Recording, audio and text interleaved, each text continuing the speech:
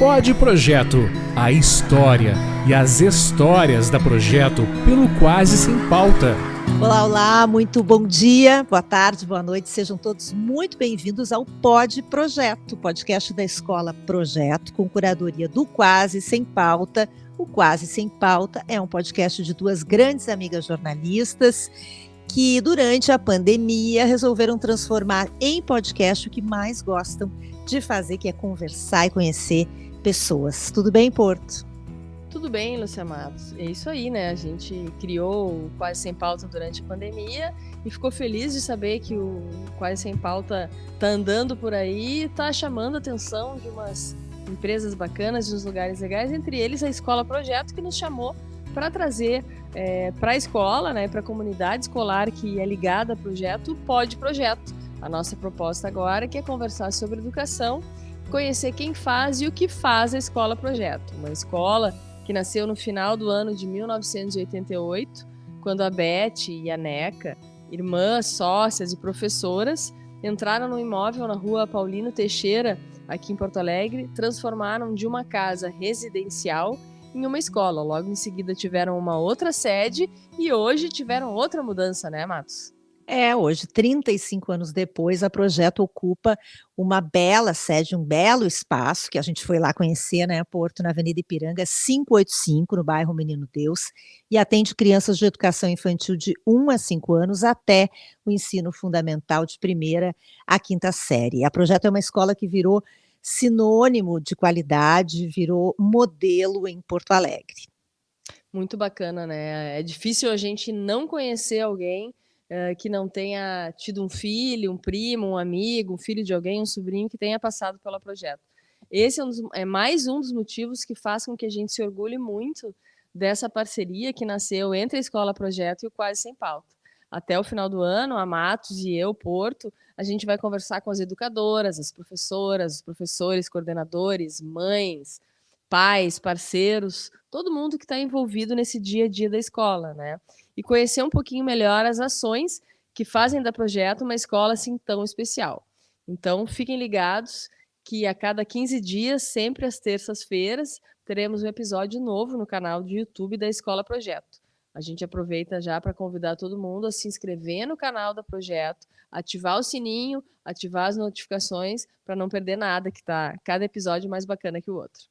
Pois é, a gente começou conversando com a diretora administrativa da Escola Projeto, a Neca Baldi, e com a coordenadora de Educação Infantil e primeiro ano do Ensino Fundamental, Andréia Paim. A gente falou sobre a história e o propósito da escola e como é que ela vem evoluindo e se desenvolvendo, né? Sempre com a ideia de que educação e, portanto, a escola e o aluno estão sempre em construção. Depois, no episódio 2, a gente conversou com a coordenadora pedagógica da escola, Débora Fischer, com a doutora em educação, professora da área de arte da Faculdade de Educação da URGS e mãe da escola Projeto, a Luciana Grupelli Loponte, sobre arte e educação e como a arte e a educação podem ajudar a pensar a escola de outras formas.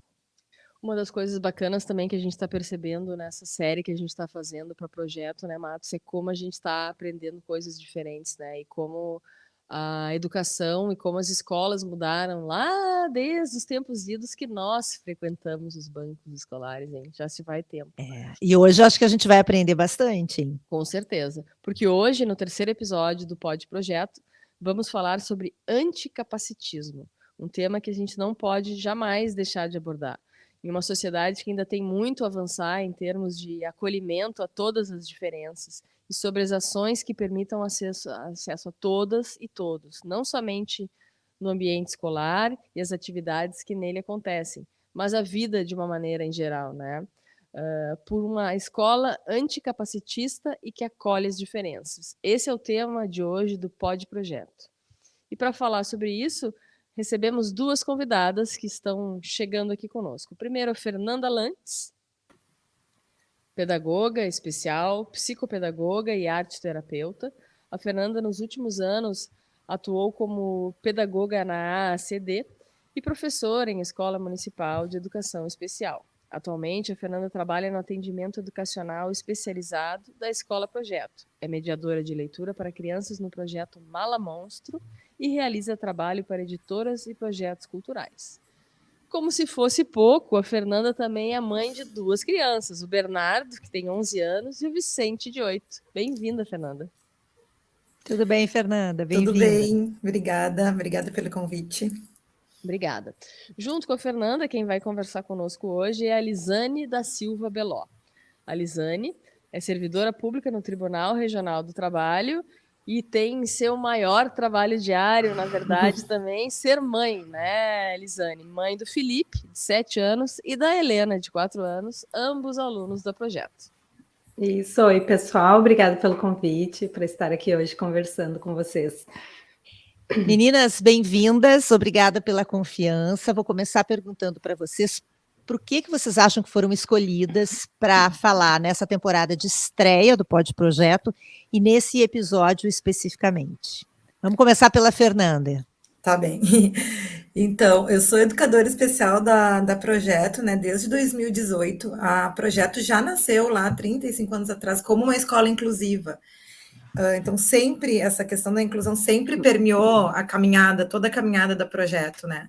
Mas lá em 2018, então, abriu a sala de recursos, de integração e recursos, para oferecer esse serviço, que é o atendimento educacional especializado, que então é com uma profissional da educação especial, né, que a gente dá um suporte, eu dou um suporte ali para as crianças no contraturno, as crianças que estudam de tarde tem um atendimento semanal, de manhã ali no contraturno, na sala do AEA, um suporte ali para as professoras, para as coordenadoras, que a gente possa pensar junto, assim, mais gente para ajudar a pensar nessas questões de inclusão, que são vivas e que estão acontecendo e que nunca estão prontas, e é um processo super contínuo, assim.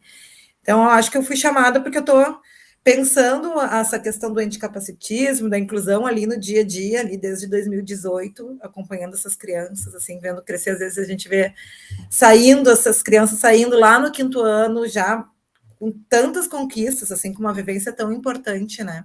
Então, acho que é para contar um pouquinho dessa caminhada ali do dia a dia. E tu, Lisane?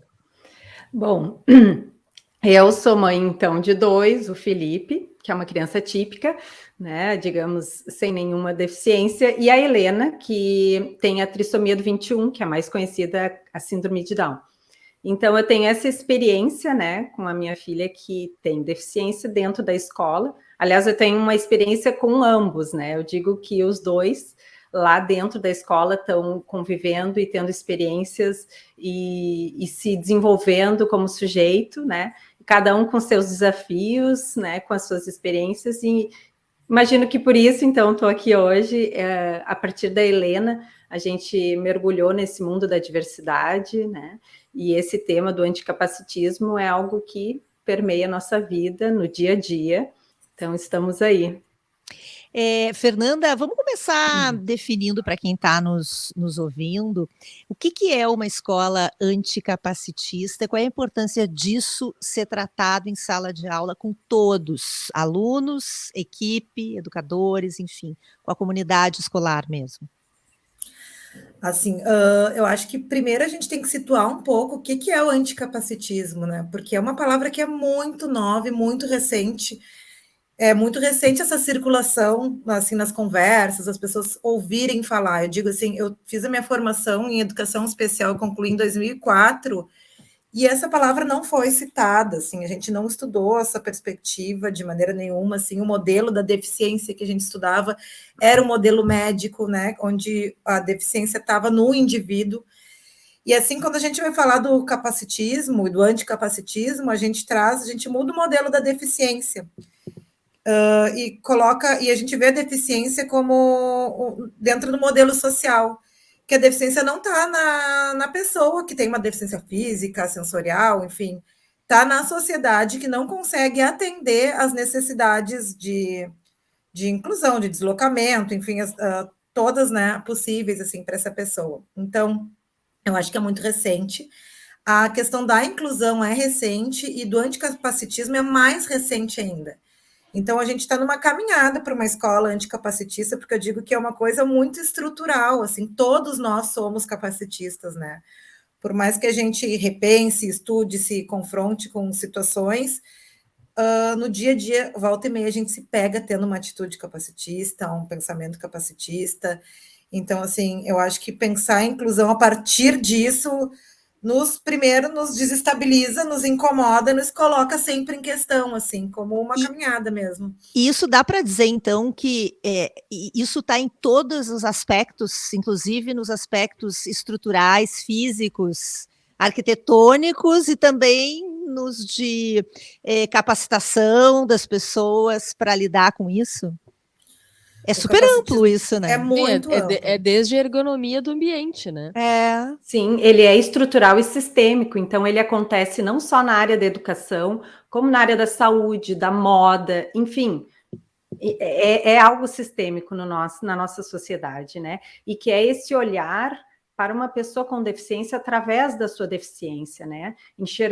Não enxergando nela as suas potencialidades, mas antes uma incapacidade. Então, tu olha e já tem um preconceito em razão da sua deficiência. E que é uma construção social, como a Fernanda muito bem falou, porque a pessoa com deficiência, ela por si própria, não experimenta a sua deficiência. Ela vai experimentar essa deficiência, que é uma construção social, a partir da sua relação com o outro, e quando ela encontra um obstáculo, uma barreira, né, seja de acessibilidade, de linguagem, de comunicação, e aí sim ela vai experimentar a sua própria deficiência. Então, é esse olhar para a pessoa com deficiência através da sua deficiência, como se a deficiência fosse o que, fosse o que definisse ela. Enquanto não, antes vem a pessoa, né? Hoje a gente não fala mais em deficiente, a gente fala pessoa com deficiência. Então, a pessoa vem antes da deficiência, né? A minha filha, antes de ter uma deficiência intelectual, ela é uma menina de 4 anos, loira, de olhos azuis, né? Tem uma personalidade forte, ama o irmão, ama brincar, ama ir para a pracinha. E ela tem, claro, em razão da condição genética dela, uma deficiência intelectual, né? E que, enfim, é somente na relação, talvez, com o outro, que talvez não tenha uma paciência para esperar ela falar mais devagarinho, e aí, né, que vai se colocar para ela como, bom, aqui existe uma incapacidade, aqui eu não quero mais, ou vai limitar ela nesse aspecto. Então, é bem como a Fernanda falou, essa construção social, e a gente se descobre, isso, na verdade, para mim, que sou mãe, foi algo que foi revolucionário na minha vida, né? Porque eu entendi que isso não é algo que é dado pela natureza ou, enfim, pelos deuses, não. Isso é uma construção social. Minha filha não tem nenhum problema. O problema está na sociedade que vai olhar para ela a partir desse viés, né? Então, é algo libertador até para nós, como família, enxergar isso, de que tá tudo bem, tá tudo certo, ela é maravilhosa, ela está se desenvolvendo, ela está lá no projeto com os seus colegas, com uma comunidade que acolhe ela, que enxerga ela como qualquer outra criança, e isso que era o que a gente mais buscava, né? Esse olhar para ela como qualquer outra criança, acreditando na potencialidade dela, né? Acreditando que sim, ela pode se desenvolver de forma autônoma, ela pode ser protagonista da vida dela, ela pode estar ocupando todos os espaços com todas as pessoas, e tá tudo bem, e tá tudo ótimo. Então, esse trabalho em grupo, esse trabalho de fazer com que ela se sinta pertencente, né, à comunidade que ela vive, né? Então, isso é a inclusão, isso é uma caminhada muito bonita, porque faz com que todas as pessoas se deem conta de que é isso, o ser humano, é diverso, todos nós somos diferentes, e que ela é tão diferente quanto qualquer outra criança, tem alguma característica a mais, digamos, da deficiência intelectual, mas que realmente só vai experimentar nas relações, né? E se não tiver esse preparo da comunidade para entender isso, né? E, Fernanda, aproveitando, né, isso que a Liz estava falando, como é que é essa convivência, né? Até onde é e o quanto é importante essa convivência em sala de aula das crianças entre si, com professores, com funcionários, né, com a comunidade em geral, a primeira comunidade que elas conhecem, né? Essa convivência ela é fundamental, né? Porque se a gente fala assim, se a gente um projeto assim de sociedade, ele passa por um projeto de educação. Então, se a gente quer uma sociedade mais igualitária, mais justa, mais diversa, ela precisa começar a acontecer ali na infância, e o quanto antes, na primeira infância, na família, em todos os espaços, assim. Mas é muito bonito, assim, a gente ver essa caminhada, porque todos ganham na inclusão, né? Ganha a criança com deficiência, ganha a família das crianças com deficiência, ganha as crianças sem deficiência, a família das crianças sem deficiência, os professores, as professoras, funcionários, toda a comunidade e a sociedade inteira ganha com esse convívio. E é realmente bem bonito e bem emocionante a gente ver como esse convívio é natural ali na escola e como a gente aprende ali, como as crianças têm um entendimento muito mais genuíno, muito mais simples, porque é a relação ali, né? É o meu colega, minha colega, é através da brincadeira. Como que eu posso brincar com ele? Esse jeito não funcionou, ele não está conseguindo vir. Então, as crianças trazem muitas ideias e muitas soluções, assim, para poder incluir o colega numa brincadeira, né? É muito emocionante, assim, às vezes a gente vê como é mais simples do que para os adultos ali, né? No convívio com as crianças. E como é importante estar aberto para dar nome para as coisas, para conversar. Muitas vezes tem situações que começam a acontecer algumas situações ali no dia a dia. Por exemplo, essa criança pode trazer um brinquedo, meu colega pode trazer um brinquedo sempre, eu não posso. Por que ele pode trazer ou não? Então, assim, a professora parar, ou às vezes até a mãe, o pai, olha, e explicar o que está acontecendo. É um processo de adaptação. As crianças acolhem e entendem. E fazem perguntas incríveis, né? Assim, quando as famílias às vezes têm oportunidade de estar em sala de aula para responder pergunta das crianças, ou a própria criança, né, com deficiência, mas eu digo, às vezes tem os pequenininhos, daí a prof chama a família para conversar com as crianças perguntam de tudo, porque elas não têm. Aí, será que eu posso perguntar? Será que é chato? Será que não é? Sim. E como isso ganha, assim, todos ganham com isso, né? E o convívio fica realmente muito mais possível, porque é através da possibilidade, da singularidade de um a um, as crianças estão se relacionando com os colegas. Essa parte que a Fernanda falou, de que todos ganham e todos se beneficiam, né? Isso é uma coisa até relativamente recente, né? Que essa compreensão que se tem sobre a inclusão efetiva, né, das pessoas com deficiência, da diversidade como um todo. Né? Mas o quanto isso na relação entre crianças típicas, digamos, sem deficiência, e as crianças com deficiência, o quanto que ambas ganham, né? Não é apenas a pessoa com deficiência que vai estar lá incluída e participando de todos os processos e vivendo a vida como ela é, como qualquer criança, mas também a criança sem deficiência poder estar naquela relação criando, né, comunicação, empatia, né, valorizando o outro como ele é, valorizando as suas próprias habilidades e capacidades, né, aquela capacidade de se adaptar, né, de criar outras formas de comunicação, né, de ter... eu acho que fazer parte de uma turma com crianças, né, ou pessoas com deficiência te dá uma oportunidade, certamente, de tu te tornar um ser humano bem melhor, né, porque te abre os olhos justamente para essa questão da diversidade, né. Sim. Eu queria perguntar para a Fernanda como é que é na Projeto, porque tu estava falando, né, as crianças são muito simples, né, transparentes, sinceras, sem preconceito, né? São muito sinceras, né, mas os adultos às vezes não são, né, os adultos vêm carregados com as suas histórias, né, mesmo quando eles vão para trabalhar dentro de uma escola. Como é que é a formação dos profissionais que trabalham?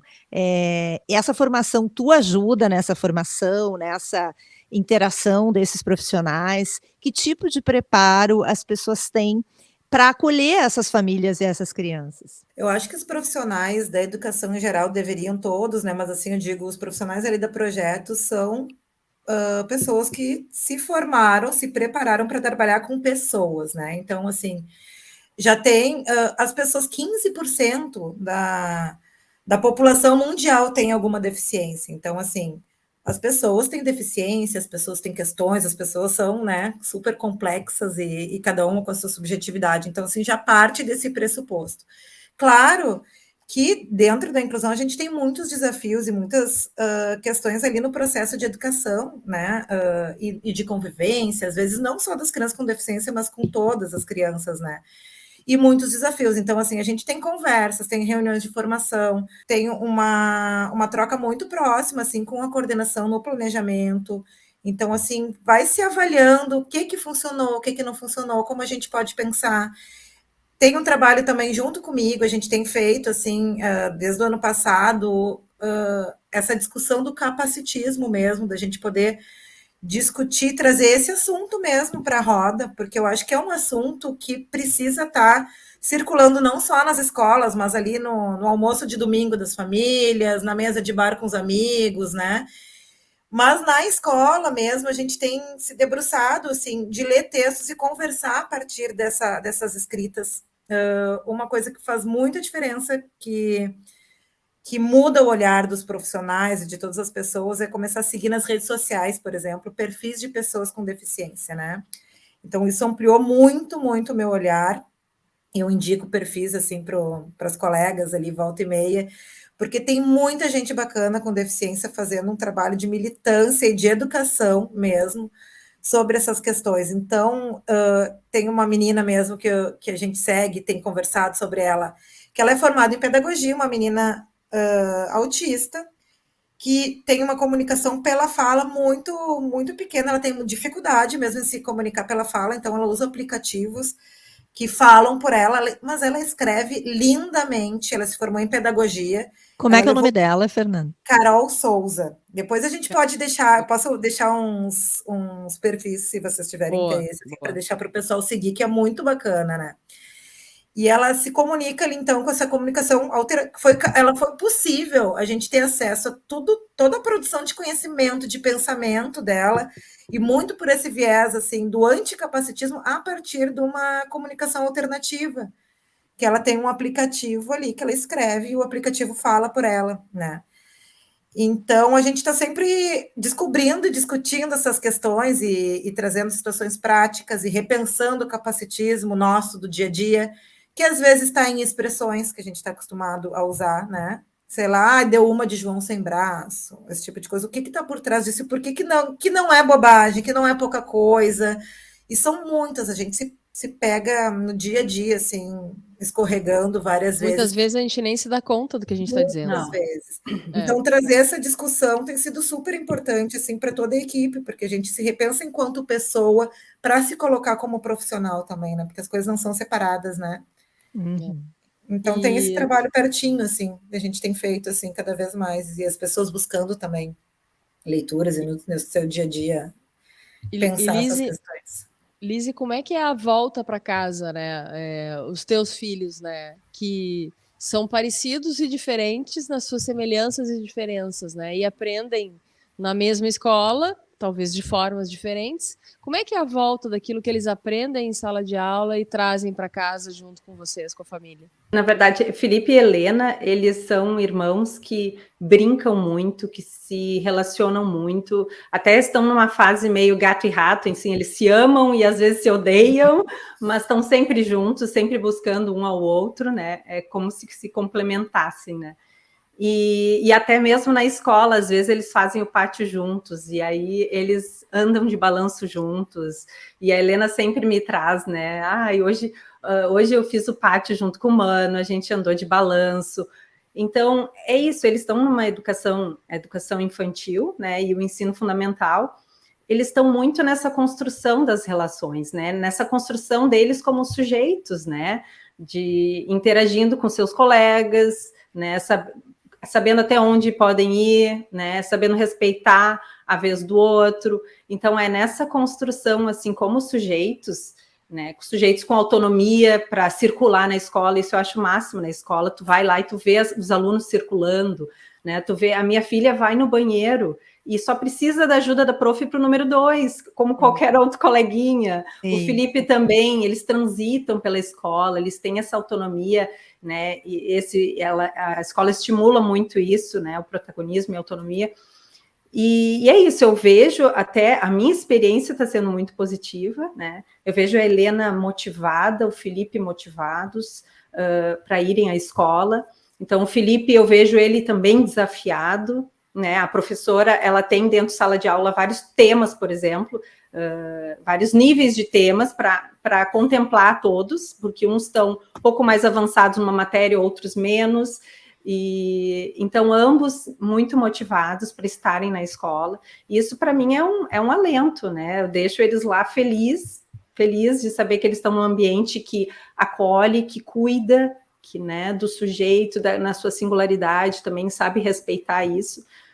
E é como a Fernanda falou, é um processo, a gente entende isso, que é um processo, a gente está caminhando, nós todos somos capacitistas, então a escola, ela é formada por pessoas também, ela não é só paredes e cadeiras e mesas, ela é feita por pessoas, é feita por uma comunidade, né, envolvendo os pais das crianças. Então a gente está num processo que é muito bonito de ver que a escola está buscando sempre se aperfeiçoar nesse aspecto do letramento, né, de aprender com as próprias crianças, esse retorno, né, das crianças. Enfim, a gente está muito, muito contente e satisfeitos com ambos, né, na escola. O Felipe já estudava na Projeto quando nasceu a Helena? Sim, não, ele estava estudando na Pato, que era uma outra escola aqui do bairro, sim, bem tradicional, sim, e que fechou na pandemia, né? Infelizmente, sim, fechou na pandemia. E aí eu havia escolhido a Pato, porque era bem pertinho de casa, mas já havia conhecido a Projeto e tinha gostado muito. Eu queria saber o que te levou para o Projeto, né? Se foi a Helena ou se o Felipe já estudava lá. Na verdade, a Helena nem estava nos nossos planos quando o Felipe foi para a escola, né? E a gente foi conhecer escolas e a gente tinha essa ideia já, né, de que a gente queria que ele fosse respeitado na sua individualidade, né, no seu ser criança em desenvolvimento, né? Que ele convivesse com um mínimo de diversidade, né? Eu queria que ele convivesse com pessoas negras também, com pessoas com deficiência, autistas, cadeirantes, enfim, um mínimo de amostra dessa diversidade, que eu sei que em escola particular ela é mínima ainda, né? A gente não tem esse alcance de uma escola pública. Mas, então, assim, a gente foi conhecer algumas escolas que a gente já sabia que era uma referência nesse aspecto, né? De acolhimento. Uhum. Então, a Projeto, sem dúvida, foi uma das primeiras que eu fui visitar, foi a primeira que eu fui visitar. Mas ela era bem longe da minha casa. Sim. Mas eu conversei com a coordenadora Débora na época e eu me apaixonei por tudo que ela falava do dia a dia das crianças na escola. E aí aquilo ficou ali, né? Eu quero que ele estude na Projeto um dia. Mas aí na educação infantil a gente optou por ficar mais perto de casa. E aí veio a pandemia, revolucionou tudo, fecharam, a Pato fechou as portas, né? Uma escola tradicional de mais de 50 anos aqui em Porto Alegre. E aí eu não tive dúvidas, né? Agora eu vou viajar, vou até lá na Paulinho Teixeira, vou lá até a José Bonifácio, 20 minutos para ir, 20 minutos para voltar, mas ele vai começar no Projeto. E nesse meio tempo, engravidei, tive a Helena, e eu já sabia que estava no caminho certo, que eu queria os dois estudando na mesma escola, esse era o meu ideal, que se a escola, ela só vai ser boa para o Felipe se ela for boa para a Helena também, porque eu quero a exposição dos dois a isso tudo, né? A essa compreensão, né, do ser humano como diverso. Então, foi essa a nossa trajetória. A Helena já, com 3 aninhos, já ingressou na Projeto, tendo o irmão lá, e estamos seguindo. A ideia é até o 5º ano os dois se formarem ali, concluírem essa etapa de formação de aluno, né? Sim. Isso que a Lise está falando, Fernanda, vem aqui, próxima pergunta que a gente tinha aqui para fazer também. Olha, a Lise está nos dando uma aula, né? Várias aulas, né? Fala bem a Lise, hein? E vou te dizer, né, que essa última fala da Lise agora aqui, ó, botou um caminhão de responsabilidade nas costas da Fernanda, né? Porque assim, Fernanda, qual é o tamanho da responsabilidade de ser uma professora numa escola infantil, de começar a ter esse primeiro momento de formação, de educação, e pensando em tudo isso que a gente está falando, todas essas diversidades, e tudo que há algum tempo nem se imaginava, infelizmente, existir, né? É uma responsabilidade imensa, né? Mas eu acredito muito no desejo das pessoas ali da escola. Eu acho que é um encontro muito feliz, assim, de profissionais e de famílias que querem buscar realmente juntas uma sociedade mais igualitária, mais justa. Então, eu acho que é projeto. Eu tenho 2 filhos também, um já saiu da projeto, né? Já cumpriu ali essa etapa até o 5º ano, e o outro está no 3º ano. Mas eu vejo que a projeto não é uma escola só para as crianças, é uma escola para as famílias também, porque se sentir parte de uma comunidade, encontrar pessoas que agregam nessa caminhada, eu acho incrível, assim, eu sou muito fã realmente da escola, tanto como profissional da escola, quanto mãe da escola, então a coisa é tudo meio misturado, assim, né, esse meu sentimento, mas eu vejo as crianças realmente, como a Lise falou, muito olhadas e respeitadas na sua singularidade, independente se tem deficiência, se não tem. O objetivo da escola é dar oportunidades iguais de acesso ao conhecimento, de desenvolvimento, e isso acontece no dia a dia, né? Claro que a gente tem dificuldades e tem percalços, mas elas são enfrentadas, são olhadas. O trabalho é muito próximo das famílias, dos profissionais que atendam essas crianças assim por fora. E aí digo de todas as crianças, não só das crianças com deficiência, né? Então é uma Eu acho que responsabilidade. isso tem, que a Fernanda falou, que é ter coragem, né? A escola tem que ter coragem, porque é nesse convívio e é quando as pessoas com deficiência estão lá dentro que vão surgindo questões no dia a dia e que se a pessoa está aberta a isso, ela tem o desejo e valoriza esse convívio com a diversidade, né? As coisas vão acontecendo, a gente vai dando conta no dia a dia, né? A gente vai se dando conta das nossas próprias limitações e do nosso capacitismo, e a gente vai avançando, porque esse ideal de que nós teremos uma escola totalmente preparada para a inclusão e só a partir daí nós vamos querer ter as pessoas com deficiência lá dentro, isso não existe, né? A gente só vai... primeiro, nós temos que ter as pessoas com deficiência dentro das escolas para elas realmente começarem no dia a dia a pensar, a refletir, a trazer a comunidade para refletir junto e ir evoluindo, e andando, né? E eu acho isso, né? A escola é uma escola realmente uma escola viva, que ela tá, todos estão aprendendo juntos ali, né? As crianças, a equipe, as famílias. E o trabalho ele acaba acontecendo de uma maneira muito bonita, porque é parte de um desejo genuíno assim das pessoas. Eu digo assim, o caminho se faz caminhando, né? Sim. Então é isso que a Alice falou, não vamos parar tudo, vamos... Não, se qualificar primeiro, fazer letramento primeiro. A gente vai fazendo junto, e claro, e tem muito estudo, não é que é um improviso também, né? Não, vamos fazendo, não é nesse sentido, mas não tem fim, né? O aprendizado não tem fim para as crianças e para a gente também. Eu acho que o que a gente está discutindo hoje aqui, e que a gente já discutiu em outros episódios, hoje é uma parte da projeto, né? Que é a questão de ser uma escola anticapacitista, desse tema ser tratado, mas eu acho que tudo, na verdade, fecha, Porto, não sei o que tu acha. Para mim, vendo de fora, né? Eu não tive o privilégio, eu adoraria ter estudado no projeto, mas tinha que ter nascido depois. Né? Esse ponto de vista de olhar de uma maneira diferente, quer dizer, as diferenças são olhadas, são vistas como uma coisa boa e não como uma coisa ruim. E a sociedade, de uma maneira geral, odeia as diferenças, né? Não gosta, quer esconder, quer abafar, não quer conversar sobre isso. Mas por quê? Porque nós tínhamos uma sociedade em que as pessoas com deficiência eram segregadas, então eram excluídas, então a gente estranhava. Então é apenas somente com o convívio que a gente vai retirar esse estranhamento, que é um bloqueio, que a gente não quer, o que nos estranha, que traz desconforto. Então, é esse convívio que vai fazer com que a gente não estranhe, que naturalize esse convívio, né? E que tá tudo bem a gente ter pessoas diferentes e a gente saber respeitar e se relacionar com essas pessoas. E buscar as potencialidades, né, gente? Quer dizer, todo aluno, toda pessoa tem pontos fortes e pontos menos fortes, né? Claro. Então, quer dizer, é a mesma coisa de um pai ou de uma família que espera que o seu filho tire nota 10 em tudo, porque isso ele não vai tirar.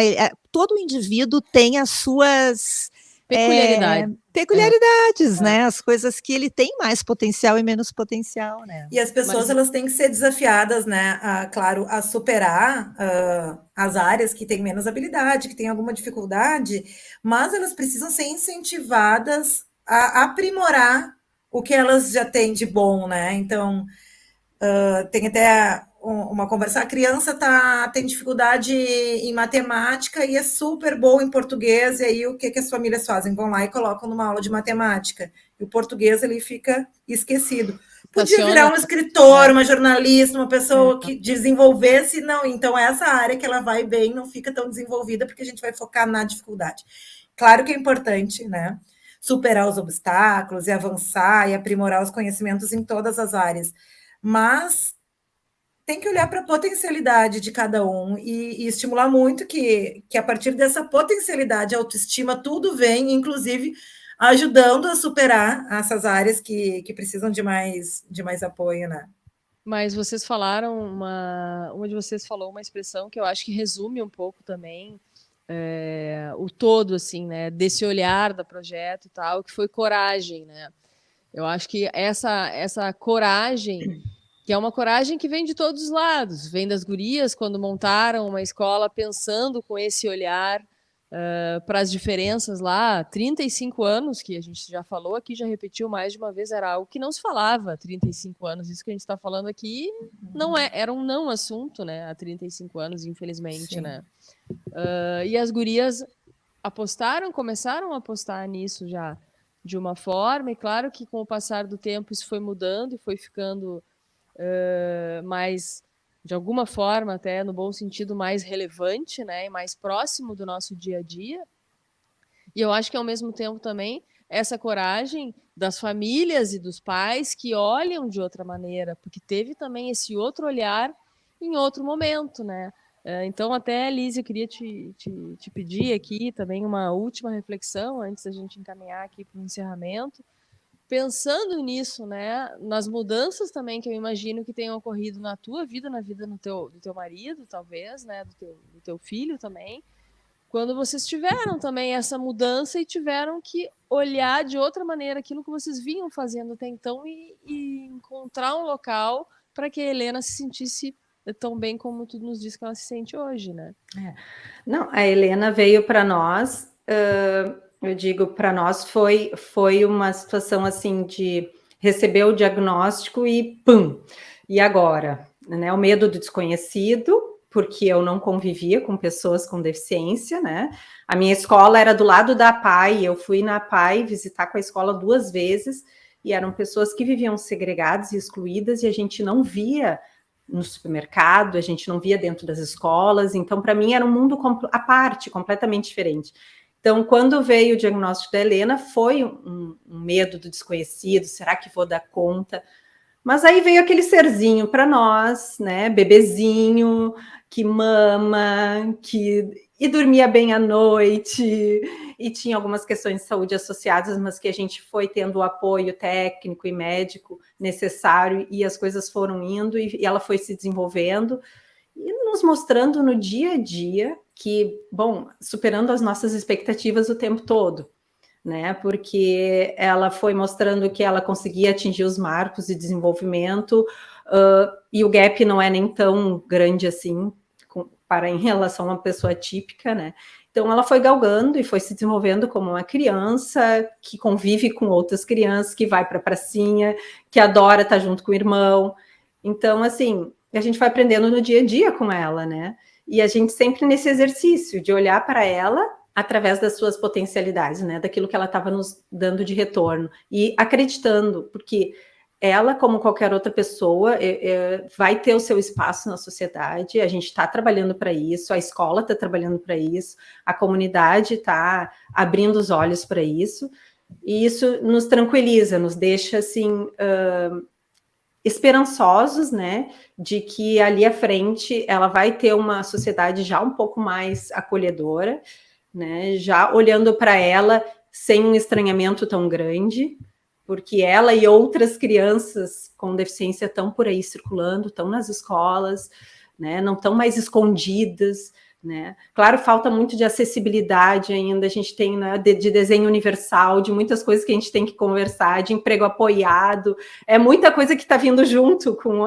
esse discurso, com esse tema do anticapacitismo, tem muitas outras coisas que estão agregadas e que estão vindo junto para fazer com que essa sociedade consiga, de fato, acolher. É um caminho sem volta, né? O futuro, ele é humano, ele é diverso, né? A escola inclusiva, ela não é um favor, ela está aí, porque 1/4 da nossa população, ela tem deficiência, então, nós, pessoas típicas, nós vamos conviver com pessoas com deficiência, mas dia menos dia.